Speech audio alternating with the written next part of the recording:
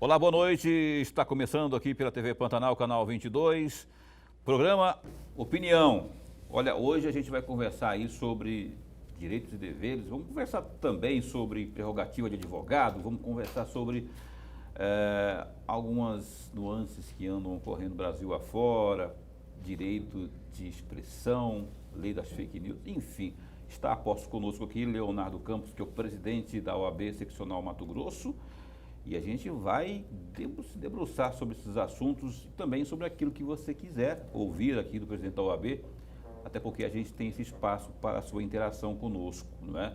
Via WhatsApp 99932-2529. O Leonardo Campos já está aqui conosco.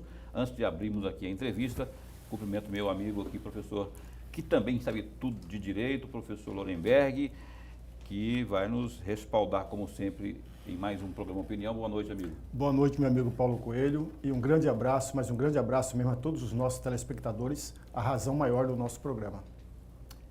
E olha só, você, como eu disse, pode participar via WhatsApp 99932. Eu quero também mandar um abraço para você que nos assiste em qualquer canto, também pela internet, pela página da TV Pantanal no Facebook e também pelo www.gazetadigital.com.br. Leonardo Campos, boa noite, bom tê-lo aqui para falarmos, não é, sobre tudo que eu falei aqui agora há pouco, que eu anunciei, e algumas coisas mais que eu sei que você tem coisas interessantes para trazer aqui ao nosso telespectador. Muito bom tê-lo aqui. Eu que agradeço, Paulo, cumprimento todos os advogados matogrossenses. Para nós é um prazer e uma honra participar aqui do programa Opinião, numa bancada tão qualificada como você, professor Lorenberg. Para nós, bater um papo com a advocacia, com a sociedade é sempre muito bom. Prestar conta daquilo que estamos fazendo, falar pela sociedade, uma vez que a Ordem é a entidade porta-voz da sociedade civil organizada, e este momento é fundamental e é muito importante para aproximarmos aquilo que na representação da sociedade estamos fazendo, demonstrando a essa própria sociedade e a advocacia de um modo geral, de modo que agradeço pelo convite. Imagina, satisfação é nossa. Léo, o trabalho do advogado ficou comprometido com o trabalho de todo mundo, né, durante essa pandemia aí. Aqui no estado de Mato Grosso, os fóruns, né, no caso especialmente o nosso fórum principal aqui, e demais, né, fóruns, estiveram com suas atividades paralisadas. E aí houve um trabalho muito profícuo, muito forte da Ordem, e aí parece que houve uma retomada. Como é que está o trabalho home office e como que a OAB está lidando e os advogados estão lidando aí com esse período de pandemia? Os fóruns estão com as portas fechadas desde 19 de março. 19 de março houve, através de resolução e portaria do presidente do Tribunal de Justiça, na verdade uma resolução conjunta do presidente do Tribunal de Justiça, determinando o fechamento das portas do Fórum do Poder Judiciário. E, via de consequência, a suspensão de todos os prazos, nos processos eletrônicos e nos processos físicos. Processos físicos, aqueles que são processos de papel. Hoje, 67% da Justiça de Mato Grosso tramita de forma virtual, ou no PJE, ou nos seus outros sistemas eletrônicos, como PEA, Polo Virtual. Então, houve o fechamento das portas. E aí, por óbvio, só tramitava as coisas urgentes, porque a justiça, enquanto serviço essencial, ela não pode parar. Existe a situação do réu preso, que é o habeas corpus, existe a situação de medidas cautelares, medidas liminares, mandado de segurança, enfim. Só casos urgentes determinados pelo CNJ que tiveram o seu andamento mantido. Isso, a pandemia pegou a comunidade internacional, a humanidade de surpresa. Com o passar do tempo, nós tivemos que adaptar ou readaptar, porque enquanto serviço essencial, na manutenção do Estado de Direito, a manutenção da democracia passa por um Poder Judiciário que traz a pacificação social. Qual é a grande função do Poder Judiciário e por que ele é essencial? Ele que é responsável por dirimir conflitos. Então, numa sociedade extremamente conflituosa, você precisa de um poder que venha e diga quem está certo, quem está errado, quem aplique a lei com a autoridade que é peculiar do próprio sistema do Poder Judiciário. E aí nós, a partir de um certo momento da pandemia, passou-se novamente a fluir os prazos dos processos eletrônicos, que são aqueles processos que você não precisa ir ao fórum para pegar. Os processos estão no sistema, o juiz pode despachar de casa, o gestor idem, a assessoria idem. E a advocacia teve que se reinventar. Porque na linha da essencialidade do serviço do advogado, os conflitos, mesmo em época de pandemia, não pararam. Então o advogado teve que se adaptar ao despacho, por exemplo, com o magistrado de forma virtual, pelo celular, através de chamada de vídeo de WhatsApp, pelo Skype, pelos aplicativos Zoom, Meets, enfim, uma série de aplicativos que permitiu, mesmo no período da pandemia, que o advogado, na defesa do direito do seu constituinte do cidadão, continuasse a trabalhar. E, obviamente, até pela sua própria manutenção. Então esse foi o nosso grande desafio. Qual? Aliar a atividade da advocacia, a defesa das prerrogativas, a garantia das prerrogativas dos advogados, que não são simplesmente dos advogados, mas são garantias do cidadão de que terá uma defesa técnica atuando de forma autônoma, liberta, independente e na sua melhor percepção, ao acesso à justiça. O grande desafio nosso foi esse, nos reinventar para continuar, mesmo em época de pandemia, garantindo o acesso à justiça do cidadão. Lorenberg, por favor. Presidente, antes de mais nada, o nosso registro da alegria, da honra e do prazer de tê-lo aqui. O nosso bate-papo, o nosso programa e o conjunto de telespectadores estão ganhando muito com a presença do senhor. Eu vou aproveitar 2 ou 3 frases que o senhor acabou de dizer, uma resposta ao meu amigo Paulo Coelho. O senhor falou da importância que é do judiciário para dirimir conflitos, para decidir quem está certo ou quem está errado. É uma importância ímpar e necessária e imprescindível. O senhor falou também do Estado de Direito. O senhor falou das prerrogativas do advogado. E aí eu quero trazer aqui, para uma reflexão do senhor, uma frase que o senhor deu uma entrevista ao site Consultor Jurídico no dia 18 de janeiro de 2019. E eu gostaria muito da reflexão do senhor. Entre aspas, hoje ainda é a morosidade no Poder Judiciário. Há que se reconhecer que a segunda instância tem funcionado relativamente bem e célere, mas ainda há deficiência, de modo geral, na primeira instância, devido à falta de servidores, de juízes e o próprio acesso à justiça. Fecham aspas. Eu gostaria muito de ouvi-lo a respeito dessa frase do senhor mesmo. Ainda é uma realidade isso? Sim, Paulo, sim. Um ano depois? É uma realidade e é uma realidade que se agrava. E vou dizer por quê. Passados um ano, nós temos um concurso de juiz que está em andamento. Nós temos o compromisso do presidente Carlos Alberto da nomeação de, no mínimo, 25 novos juízes. Esse concurso está na fase final, está na fase de prova oral.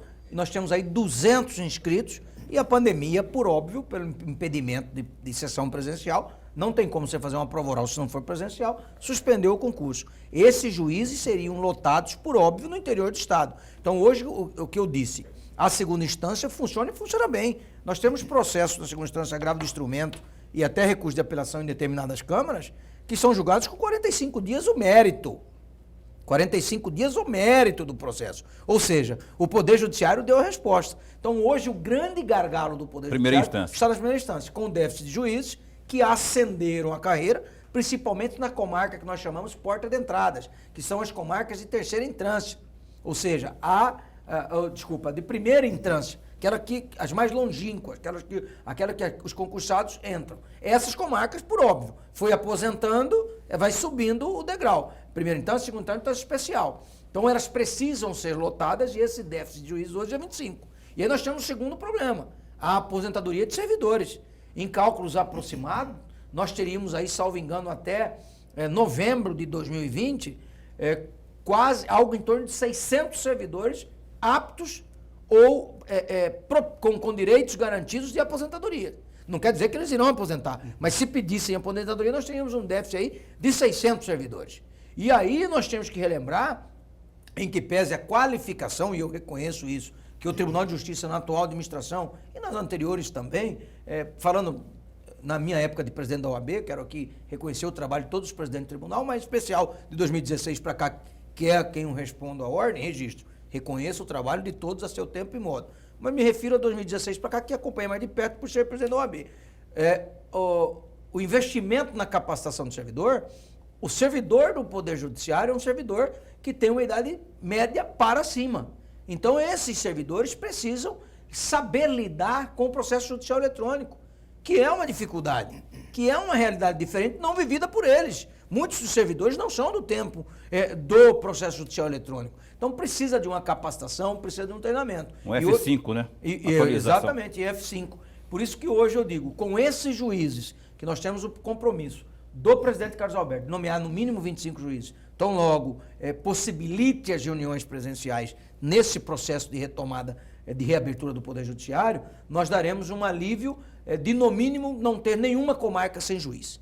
De, no mínimo, nós termos um juiz por comarca. Não quer dizer que será só um juiz, mas hoje nós temos comarca que não tem nenhum juiz. Ela é atendida por juiz substituto. Nesse compromisso, nós não teremos nenhuma comarca sem juiz, aí nós acreditamos que virá a celeridade do Poder Judiciário. Trará mais celeridade, uma resposta mais rápida à demanda de todo cidadão que busca a pacificação social. Inclusive no próprio Tribunal de Justiça, da segunda instância, Léo, já foi aprovado agora pela Assembleia aqui a ampliação, né, do quadro para quantos desembargadores mesmo? 9 desembargadores. 9. Mais 9, né? Mais para 39. Quer dizer, já é uma situação que já estava melhor do que a segunda instância, vai ficar mais a contento ainda. Enquanto isso, enquanto não se sai o resultado desse concurso aí, né, onde não se nomeiem esses novos 25 aí, ainda vai ficar... Se não tivesse essa pandemia, você acha que já teria um chamamento, pelo menos? Na conta do presidente Carlos Alberto, encerraria maio. Maio, esses juízes estariam todos nomeados. Nomeados já. Aí ele passa por aquele período de 120 dias, que é o treinamento, para poder assumir a comarca. Que ao juiz, ao ser nomeado, ele não toma posse de imediato. Ele fica num treinamento, numa capacitação aqui, depois que ele é lotado na comarca. Mas já fica na jurisdição. Ele já atua. Então, a conta do presidente Carlos Alberto era maio. E aí eu ainda estou brigando com o presidente Carlos Alberto para ver se chegou no mínimo 33 juízes. Aliás, eu quero deixar isso muito claro para o seu telespectador, que é um telespectador qualificado, e aí é uma justificativa, a OAB apoia a criação das vagas, porque terá, além de trazer mais celeridade ao tribunal, que é um dos mais eficientes do Brasil. Nós cobramos muito, professor, mas também precisamos reconhecer, nós sabemos cobrar e há que se dar os créditos e os louros quando o ente público acerta. Não dá, eu não sou daqueles que só cobra e não sabe reconhecer ou tem receio de alguma forma de reconhecer, não. A atual administração do tribunal, como a administração anterior do desembargador Paulo da Cunha, do desembargador Rui Ramos, foram administrações próximas da advocacia. Foram administrações que atenderam a advocacia. Quando eu cito os presidentes, eu estendo, óbvio, ao corregedor, a vice-presidente.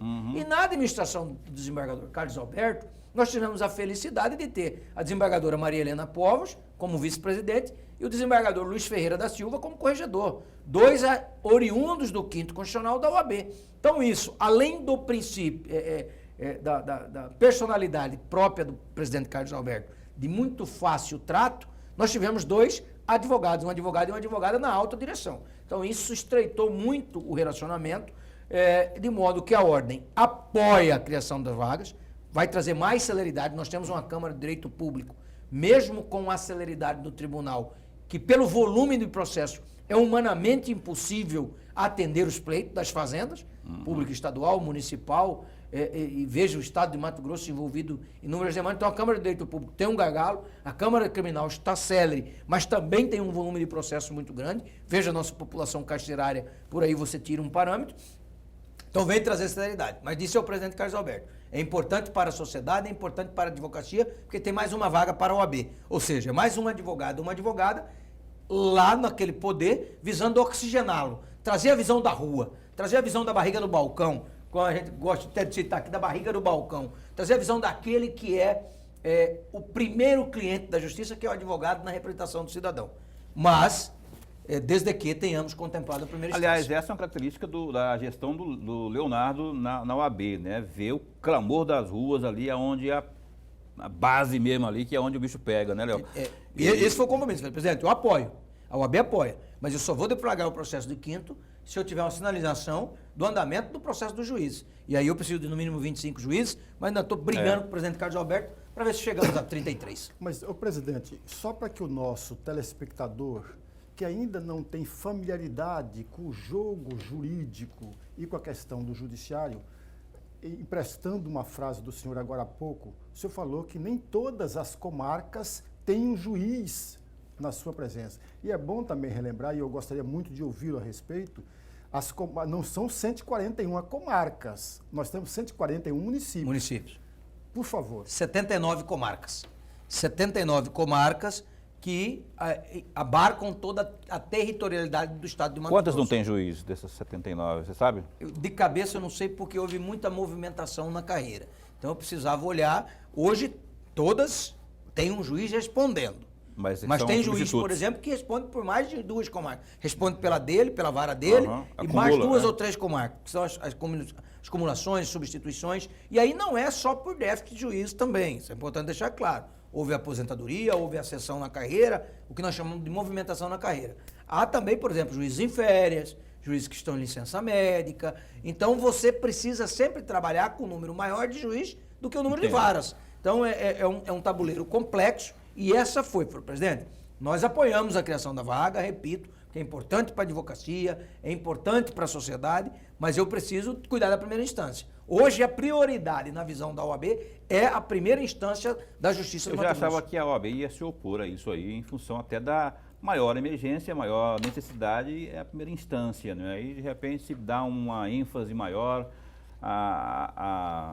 a segunda instância, e pensei que aí vocês estão apoiando, né? Tem um apoio. Nós apoiamos com essa condição, Paulo, de que eu não posso, a pretexto de nomear desembargador, deixar de ter orçamento para nomear juiz. Não. E aí vale aqui, mais uma vez, um elogio à atuação do presidente Carlos Alberto, que com toda a sua equipe econômica economizou naquilo que precisava e conseguiu orçamento, porque são orçamentos distintos. Fora de pessoal é um orçamento e manutenção, o Funajures é outro. Então não adianta falar assim, tem X milhões no Funajures. Esse recurso não é para folha, não é para custeio do Poder Judiciário. Então, e o governador Mauro Mendes, que entendeu a importância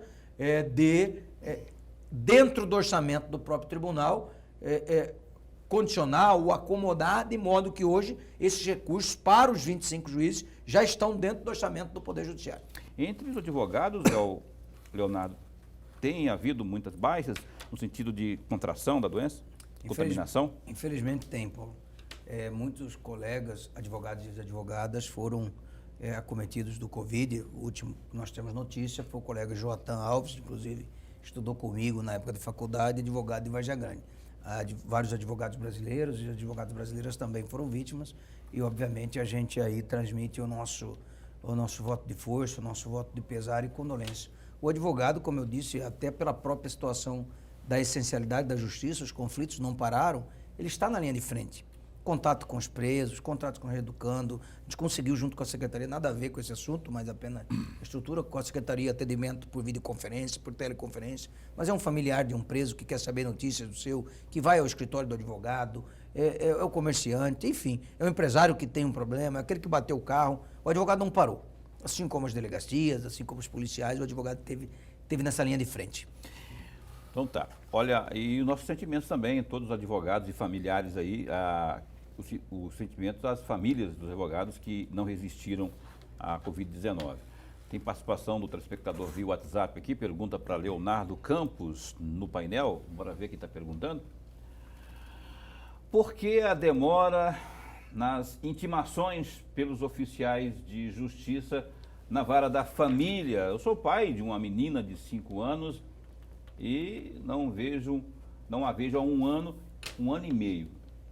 Em março saiu a decisão do juiz ao meu favor, justamente no começo da pandemia, mas muita demora na intimação da mãe para que eu possa ter acesso à minha filha. Já estou aí no desespero. O que eu faço, hein, Léo Capataz? O Tony Soares, do CPA 4. Professor Rosenberg, esse foi um dos problemas enfrentados pela Justiça. Você me perguntou isso no início, falou do Poder Judiciário. Uhum. O Poder Judiciário funcionou bem na pandemia. Os juízes trabalharam bem.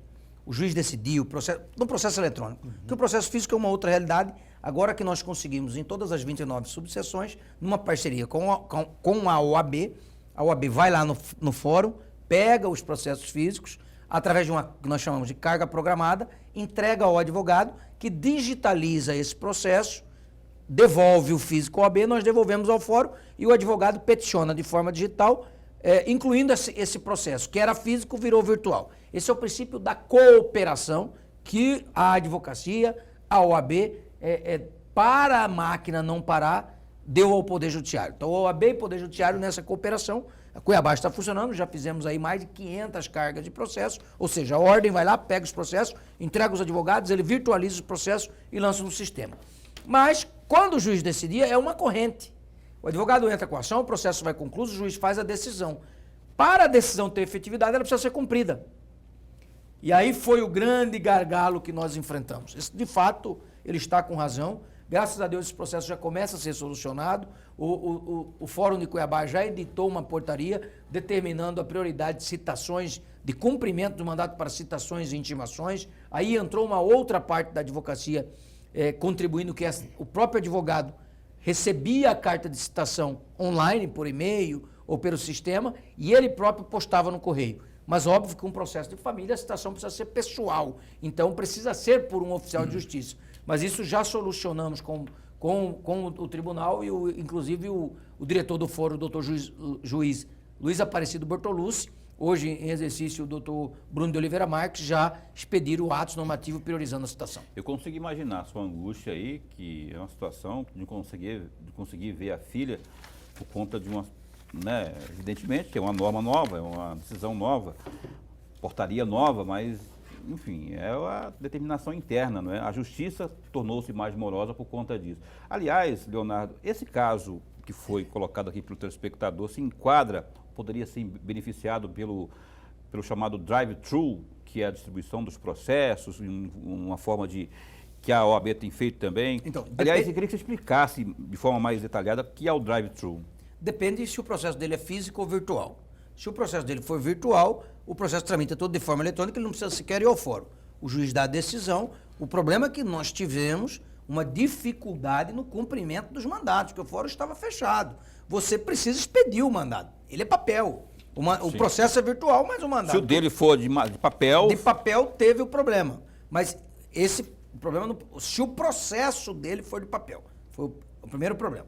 O segundo é que, mesmo no processo eletrônico, Paulo, há necessidade de imprimir o mandato para você cumprir. Há necessidade de você imprimir a decisão. E o fórum está fechado. Está com as portas fechadas. Agora nós já temos aí 40 ou 50 comarcas que já retomaram o atendimento presencial. Cuiabá já entra na segunda etapa e a partir de semana que vem, salvo engano, já terá atendimento ao público externo, advogado, defensor e Ministério Público. Não as partes, mas aos entes indispensáveis de administração da justiça já poderão ter ingresso ao fórum, obviamente respeitada os protocolos de segurança. Então, o que eu quero dizer? Esse trâmite da vara para o cumprimento no oficial de justiça, nós tivemos dificuldade. Primeiro, só estava cumprindo coisas urgentes. Eu não vou entrar no mérito se é ou não urgente, o problema dele, porque o direito de visita é um direito constitucional, o processo de família tem prioridade na tramitação. Mas nós tivemos também problemas com oficiais de justiça. Muitos oficiais de justiça no grupo de risco que não conseguiam desempenhar o seu papel. Então, estávamos se cumprindo apenas e tão somente aqueles casos urgentes, urgentíssimos, de perecimento de direito. No caso, óbvio, com todo respeito, não há um perecimento do direito. Ele poderá exercer o seu direito de visita, porém ficou suspenso. Quando eu digo perecimento do direito, por exemplo, é a perda de uma vida, a necessidade, por exemplo, de uma internação, que se não ocorrer, então os oficiais de justiça que haviam disponíveis para cumprir o mandato estavam dedicando a essas causas urgentes que havia o perecimento do direito e correndo risco à própria vida. Por exemplo, uma pessoa presa injustamente, uma necessidade de intimação do Estado, por exemplo, para providenciar um leito de UTI. A concentração dos esforços foram nesses casos. Bremberg. Presidente, é claro que em todas as respostas o senhor não mencionou a frase Estado Democrático de Direito, mas estava implícito em todas as respostas que o senhor acabou de dar, inclusive para essa última do nosso telespectador. Por falar em Estado Democrático de Direito, mais uma vez eu vou me valer de uma frase que o senhor mencionou no dia 8 de junho de 2017, quando houve uma solenidade na OAB para a recepção de novos advogados. O senhor mencionava falava exatamente isso. Entre aspas, não é do Estado democrático de direito transigir com cláusulas pétreas. Não podemos aceitar a flexibilização de direitos constitucionais conquistados pelo povo brasileiro, à custa de vida daqueles que lutaram durante o período ditatorial. Fecham aspas. Gostaria muito de uma reflexão do senhor a respeito disso. Eu não lembro o que eu comi hoje no almoço, o professor lembrou que ele falou em 2017. Leonardo, essa questão que ele lembrou aqui é uma questão muito séria, né? Atropelamento dos direitos aí, e imagino que você pense a mesma coisa hoje, não é? E nada mudou.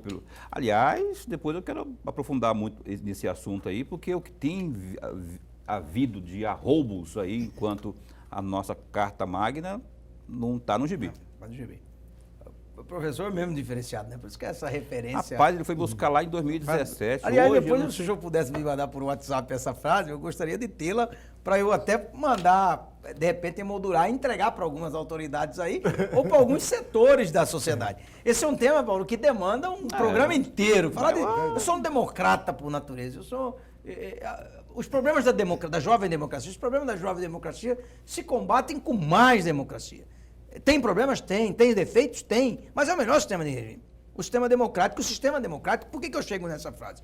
Porque o sistema democrático que todos pregam e todos querem viver, isso acho que é unânime, salvo uma meia dúzia aí que flertou no início do atual governo com AI-5, com a intervenção militar, que eu vou muito mais condicionar ele a essas pessoas, com todo respeito, a eventual desvios psicológicos ou atitudes impensadas, mas não há no povo brasileiro o sentimento de fragilizar a democracia.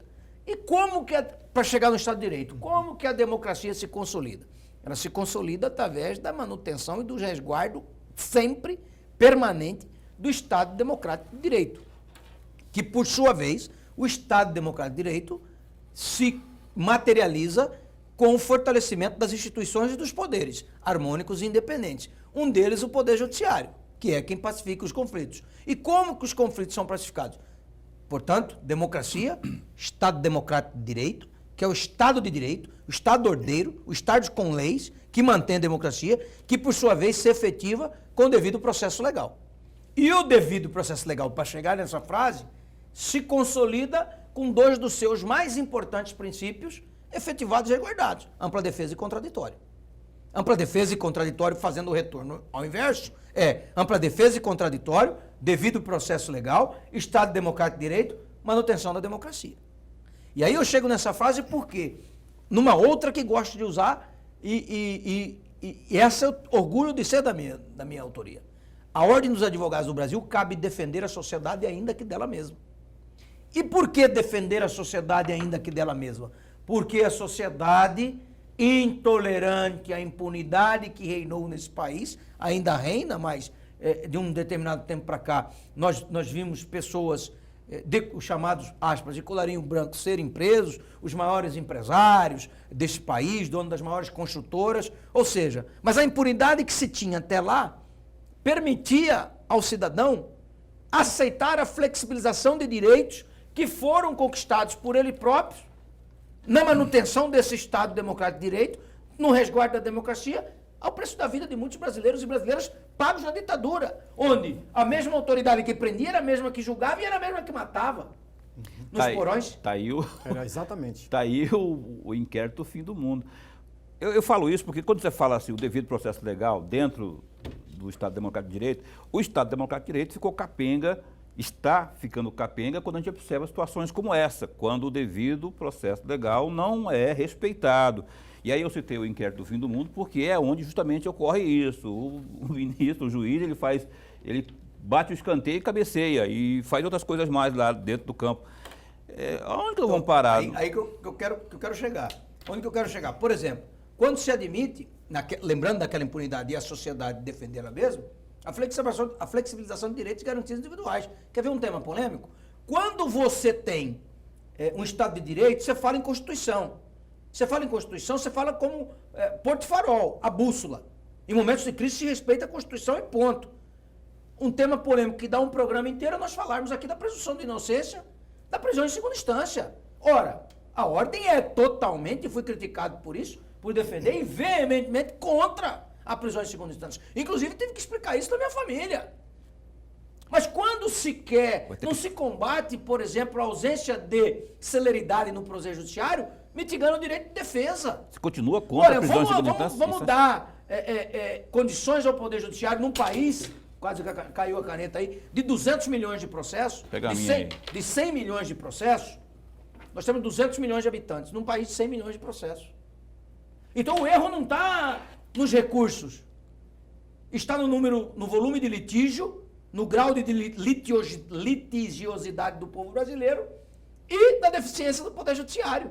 Então não se pode contrapor o direito de defesa, não se pode falar assim, o processo até chegar no Supremo demora anos, por isso eu vou mandar o cara preso após a decisão de segunda instância.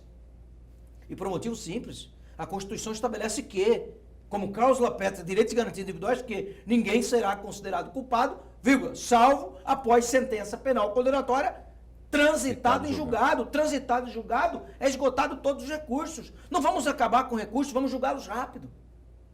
Esse é um ponto. Quer ver um outro? É uma utopia. Quer ver um outro? Rápido nos dias de hoje. Mas aí você vai mitigar o direito de defesa? Um outro ponto que cabe em outro programa aqui, o direito ao habeas corpus. Nas ditas 10 medidas de combate à corrupção do Ministério Público eram salvadoras. Você já toda medida salvadora ou como a única salvadora, você já desconfia dela. Na República não há poder absoluto. No Estado de Direito não há poder absoluto. E o habeas corpus, resgatado por Raimundo Faoro, ex-presidente do Conselho Federal da OAB, é o Instituto da Liberdade do povo brasileiro. É o Instituto da Liberdade. E mitigar o habeas corpus, enrijecer o habeas corpus com regras para sua impetração, não. Tanto é que o habeas corpus pode ser impetrado por qualquer um. Por qualquer um do povo. Gilmar Mendes, muito criticado, quando disse que, eu não vou entrar no mérito de defesa de Gilmar Mendes, não estou fazendo isso aqui, até acho Gilmar um dos melhores ministros do Supremo Tribunal Federal, representante digno de Mato Grosso lá, mas quando ele disse que provas ilícitas, se são ilícitas, são imprestáveis ao processo. E nas 10 medidas queriam a validação de provas ilícitas. Ora, se são ilícitas, só tem uma destinação, lixo, exclusão. Não se combate o crime cometendo outro. É isso que é o devido processo legal. A complexidade do devido processo legal precisa ser entendida não com a profundidade de um Pires, como muita gente queria fazer esse debate. Aí eu não aceito nem debater. Vamos debater o devido processo legal na sua essência. E a essência é, do direito brasileiro, paridade de armas. E paridade de armas é a defesa em mesmo grau e ponto de equilíbrio que o Estado juiz e a acusação que se dá. O Supremo tem atropelado isso, não tem? Foi o teu inquérito do fim do mundo, mas não é só essa situação, não. Aí, várias decisões monocráticas aí têm atropelado esse devido processo legal. Muita gente não sabe sequer do que está sendo presa ou está tendo sua casa invadida. A instabilidade jurídica, mas aí eu vou pegar um outro exemplo. Nós fomos muito criticados, nós, a Ordem dos Advogados do Brasil, quando levantamos contra a Lava Jato. Não era contra a Lava Jato, era contra os métodos da Lava Jato. Vários dos métodos da Lava Jato são questionáveis. Entendi. Ou seja, vai se patrolar direitos e garantias individuais. Eu prefiro, como democrata que sou, um criminoso solto do que um inocente preso. Nós vemos aqui dias após dias operações mirabolantes, espetaculosas, que acabam com a vida do cidadão e ele sequer é denunciado. E a reparação disso está onde? É uma boa pergunta. A reparação disso está onde? E aí o Léo vai responder aonde que está essa reparação após o intervalo comercial, ou o Lorenberg, ou você que está assistindo também, se sabe onde, se é que há reparação, né? Após o intervalo comercial, porque aqui, se não cumprir, eu levo porrada. Então a gente vai a um breve intervalo comercial, o último de hoje, e volta já já com o Leonardo Campos da OAB no Opinião.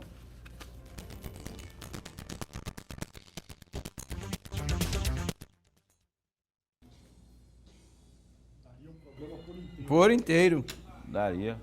Ô, Léo, estão fazendo aí com o senhor Alexandre. O senhor Alexandre de Moraes está fazendo aí, não se faz, não. Esse inquérito, a Ordem está questionando ele já deu parecer, inclusive, pela inconstitucionalidade dele.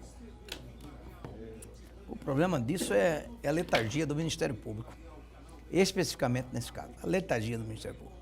O Ministério Público não quis apurar nada, e não quer apurar nada, exemplo dos grampos aqui, e falo isso porque falei publicamente, não quer apurar nada de fake news, porque chega no núcleo, cara.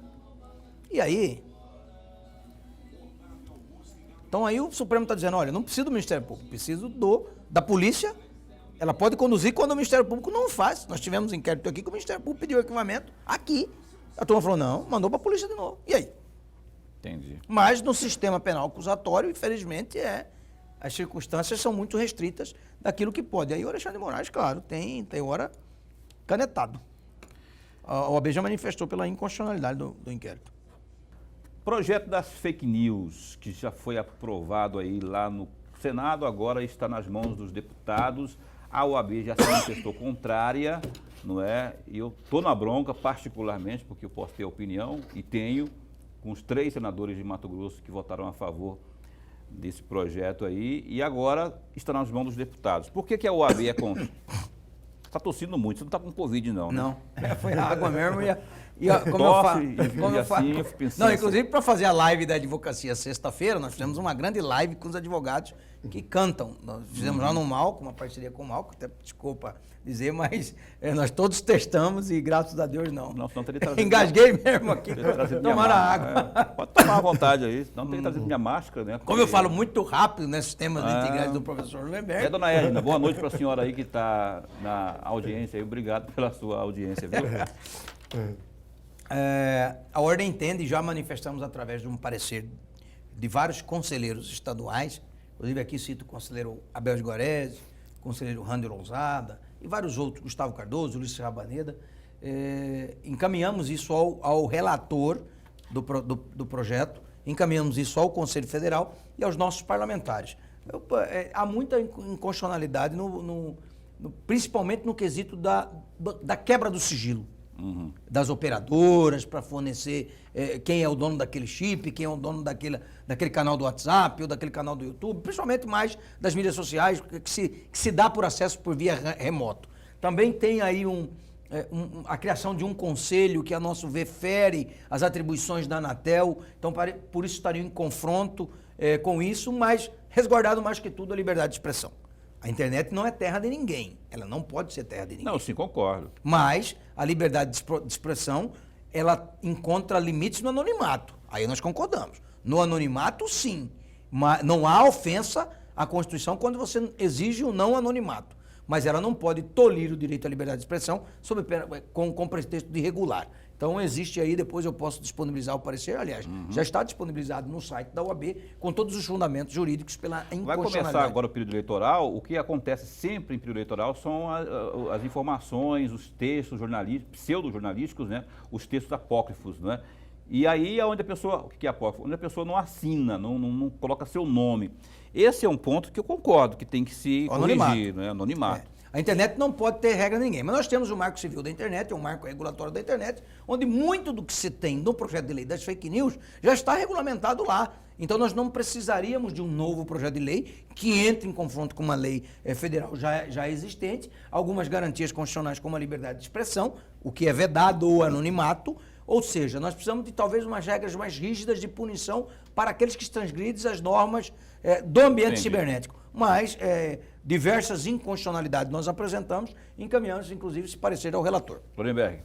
Presidente, eu vou sair um pouco fora, mas para explorar um pouco mais a resposta da pergunta anterior.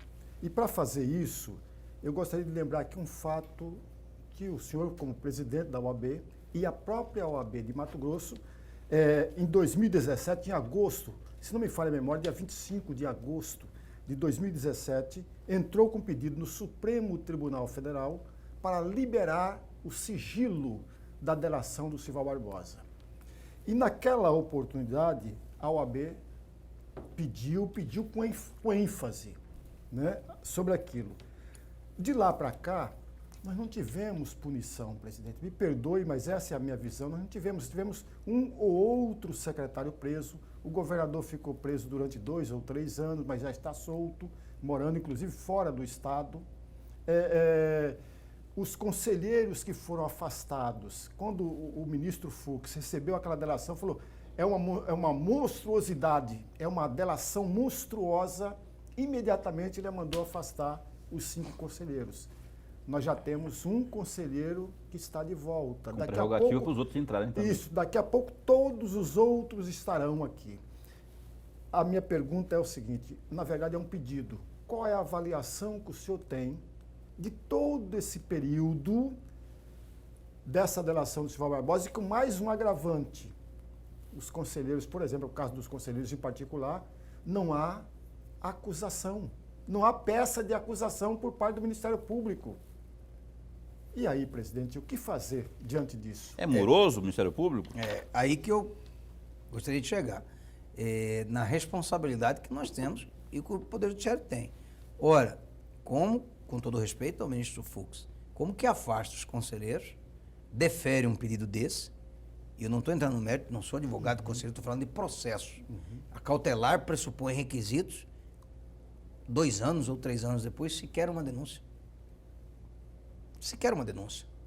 Se os fatos, e aí que eu falo do processo, nós não podemos querer pedir punição, ou na ganância de punição, sem ter base, sem ter processo, sem ter um mínimo de indícios de prova. E aí, mas é muito moroso. Talvez vai as críticas à Lava Jato, quando nós fizemos lá atrás ainda. Ora, se não tem denúncia, eu indago. Tinha indícios para o deferimento da medida cautelar de afastamento? Outro ponto, em relação à delação que envolveu o governador, os processos no governo de Sival Barbosa, a sociedade clama por uma resposta. Cadê as denúncias ofertadas? Cadê as ações de improbidade? Idem. Me parece que já houveram algumas ações, eu não posso ser leviano aqui de criticar sem conhecer, mas precisa dar essa resposta à sociedade que, em razão, os desdobramentos da delação do governador foram esse. Por exemplo, nós pedimos também, porque a OAB não tem partido político, a OAB não é de esquerda nem de direita, não é oposição nem situação, utilizando uma frase do nosso presidente Cláudio Lamáquia, o nosso partido é o Brasil, a nossa ideologia é a Constituição. Nós pedimos também a quebra do sigilo de todas as delações das operações que envolveram o governo Pedro Táxi. Todas, o tratamento foi o mesmo. Aquela operação da SEDUC, nós pedimos a quebra, a partir do pedido da OAB foi que houve o deferimento e a publicação das delações. E falar em sigilo também é uma falácia, né? Falar em sigilo também é uma falácia, né? O trecho de delação é vazado, nós precisamos apurar esses vazamentos. Se o processo está sob sigilo, como que a imprensa sabe? Como que a delação circula? Então a OAB foi, na representação da sociedade, pedir, olha, Supremo, são autoridades do Estado envolvidas, se isso não, é importante, se isso não compromete as investigações, defira a publicidade dos atos. Defira a publicidade do que se tem, para que a sociedade possa conhecer e fazer o seu juízo de valor. Obviamente que no processo o Ministério Público, as autoridades constituídas, TCU, TCE, CGE, assim por diante, devem tomar as providências cabíveis. Mas é uma resposta que a sociedade espera. Precisa. Quais os desdobramentos das delações? Aliás, eu estava lendo aqui enquanto você falava, tem uma notícia aqui do Folha Max, dizendo que o Tribunal de Justiça proíbe ingerência administrativa e manda Emanuel recontratar assessores de vice. Eu citei isso aqui porque eu quero te perguntar, a propósito disso tudo, né? A OAB Mato Grosso deu algum pitaco, fez algum tipo de, não ingerência, mas interferiu da forma legal da situação do Emanuel Pinheiro aí, sobre o qual recaem tantas denúncias. A mais grave é aquela de que ele teria cometido improbidade quando era deputado ainda, questão do paletó. A gente fez as devidas cobranças, quando o Fux publiciza a delação monstruosa, nós fizemos as devidas cobranças, nós acionamos o Ministério Público Estadual, o Ministério Público Federal, cobrando as providências, inclusive em relação a todas as obras da Copa. Não em relação a político A, político B, cidadão A ou cidadão B. Me parece que o citado caso já há uma ação de improbidade movida, e aí a esfera penal, no processo penal, seria, além da atribuição do Ministério Público, os estudos feitos. Na esfera política, me parece que tem uma CPI, a ordem não vai entrar nisso. O que nós cobramos? Cobramos que as ações tenham sido distribuídas, as providências tenham sido executadas, inclusive de arquivamento. Nossa cobrança não é para condenar. Nossa cobrança é para quais são a extensão e os efeitos jurídicos do tal fato. Que se tome as providências, inclusive para dizer, olha, isso não configura crime, isso não configura aquilo, e dê uma resposta para a sociedade. Em nome do princípio da transparência e da publicidade, precisa a sociedade ter acesso às informações das consequências de tudo isso. Eu quero caminhar para o final aqui. Eu gostaria que você, presidente Leonardo Campos, falasse sobre o 5º Constitucional. O governador Mauro Mendes deverá, nos próximos dias aí, não é, definir aí, pelo menos, acho que são 2 vagas de desembargadores, não é? Uma do Ministério Público e uma da própria UAB, dos advogados. 7 do Poder Judiciário, 7 juízes, uma do MP e uma da OAB. E a OAB, como é que está aí a questão da apresentação de nomes? Como é que funciona o critério para essa escolha de nomes? Já existe aí alguém que colocou um nome? Quem que já está aí nesse páreo aí? Queria que você fosse o mais breve que se pudesse, não... Hoje, para fazer o professor 2 minutos. Nuremberg, tem mais candidato ao 5º Constitucional do que a desembargador. É verdade. Desculpa, tem mais candidato a desembargador pelo 5º do que a vereador. Que é vereador. Nós vamos ter aí graças a Deus, os colegas estão colocando o nome à disposição e é isso que eu espero, que a advocacia coloque o nome à disposição para que o Conselho, se assim o decidir, faça a avaliação dos melhores quadros. Nós esperamos aí uma candidatura em torno de algo de 40 a 60 nomes, a sessão é pública e nós, assim que recebermos a comunicação do Poder Judiciário de que há a disponibilidade de vaga, atrelado àquilo que eu falei no início do bloco, da nomeação do juiz, do andar do concurso do juiz, nós deflagraremos o processo, um processo público, amplo, transparente, onde aqueles advogados que preencherem os requisitos de, no mínimo, 10 anos de efetivo exercício da advocacia, notório saber jurídico, reputação ilibada, colocarão o nome à disposição. Então, para mim, como presidente da Ordem, e falo em nome de toda a diretoria, é uma satisfação e um orgulho ter muitos colegas se colocando à disposição ou colocando o nome à disposição para a disputa de tão honroso cargo. Quando você fala muito, você já prevendo aí mais ou menos os 30. Nós estamos calculando, de acordo com os números, de 40 a 60 candidatos. 40 a 60? De 40 a 60. Muita gente querendo. Muita gente. Virar. E aí, assim, agora em setembro, eu falei errado, é em setembro que o governador vai... Na verdade, como são 2 etapas. A primeira foi a sanção da lei. Essa sanção que criou o cargo. A sanção já foi feita, o governador sancionou a lei, já foi até publicada. Mas precisaria haver uma emenda constitucional, porque a Constituição do Estado estabelece o número de 30 desembargadores. Então, houve um projeto de emenda constitucional já aprovado, e a emenda constitucional não precisa de sanção. Então, o tribunal deve deflagrar o processo, segundo informações não oficiais do presidente Carlos Alberto, segunda quinzena de setembro, deve deflagrar o processo. Aí são 3 processos, um do Poder Judiciário, para escolha de 7 juízes, como eu disse, um do Ministério Público e um da OAB. Primeiro é uma lista sextupla, começa com a lista de 6 nomes, aí depois vira 3 nomes, como é que é isso? A OAB escolhe 6, envia 6 para o tribunal dos 6 escolhe 3, envia para o governador dos 3 nomeia 1. E quando o tribunal escolhe, ele escolhe por critérios o quê? Votação também. Votação Análise também. do currículo, votação, cada desembargador vota em 3 nomes. Ô, Leonardo, eu quero agradecê-lo, né? Tem muito assunto, você mesmo deu a dica aí, que tem muitos assuntos que suscitam ou suscitariam aí uma discussão mais ampla. Eu, infelizmente, não tenho mais tempo, a não ser para pedir aí, agradecer-te, né? E se tiver mais algumas coisas das suas considerações finais, uns 40 segundos aí para você dizer o que não foi dito aqui, que é importante ser dito. Paulo, professor Leberg, muito obrigado. Me mande a frase, por favor. Dizer que a Ordem está à disposição, nós temos orgulho aí de... Encerramos o mês da advocacia, nós fizemos um mês de agosto virtual. No mês de agosto se comemora, no dia 11, o Dia do Advogado, em alusão ao início dos cursos jurídicos.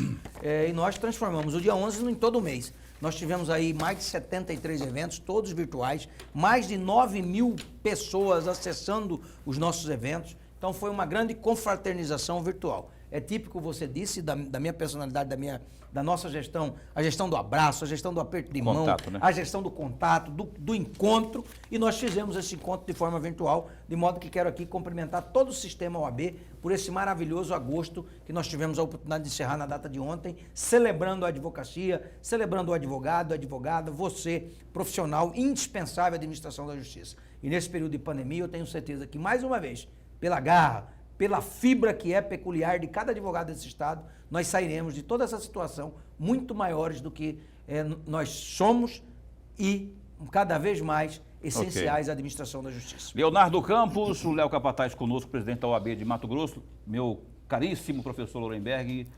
até a próxima, conhecida como amanhã. Amanhã, até a próxima. Muito obrigado, Paulo. Muito obrigado, presidente. Um abraço. Grande abraço a todos os A você que nos assistiu também. Amanhã teremos uma entrevista. Eu queria saber o nome, mas me perdi aqui no nome, que é inclusive é da Conselho de Direitos ali dos Idosos da OAB. Izandir, que é também presidente do Sindicato dos Idosos aqui do Estado de Mato Grosso. Amanhã conosco aqui, falando de tudo sobre previdência e tudo mais. Não perca às 7h30 da noite no Opinião de amanhã. Um abraço, fica bem, fica com Deus também.